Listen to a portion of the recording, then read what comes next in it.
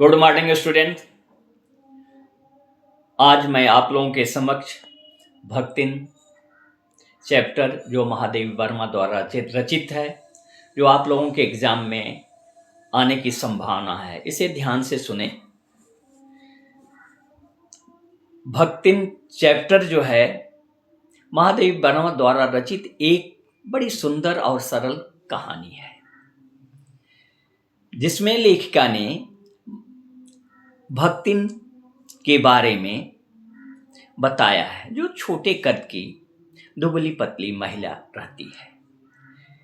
लेखिका ने उसकी तुलना अंजनी पुत्र हनुमान से भी की है, जो बिना थके रात दिन बेचारी काम करती रहती है।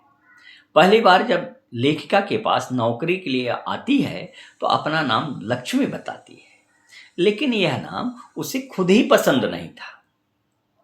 उसके गले में कंठी माला को देखकर लेखिका उसका नाम भक्तिन रख देती है, जिससे सुनकर वह गदगद हो जाती है।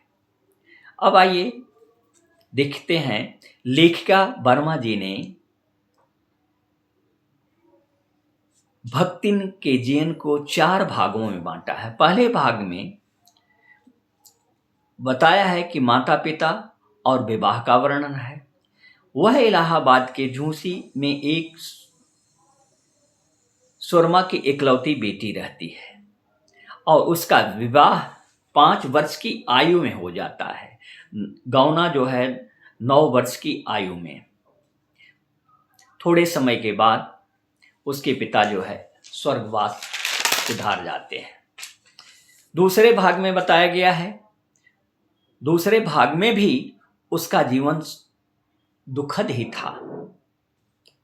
एक एक करके उसने 3 कन्याओं को जन्म दिया और 7 जेठानियों ने उसका उपेक्षा की।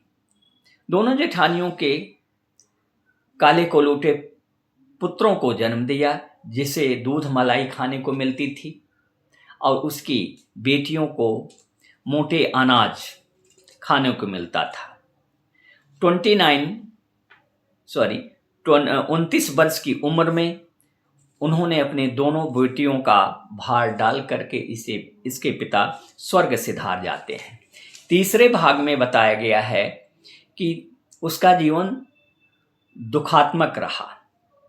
बड़ी बेटी जो है विधवा हो जाती है। जेठ के बड़े बेटे ने अपने साले का विवाह करवाना चाहता था, लेकिन उसने नापसंद कर दिया।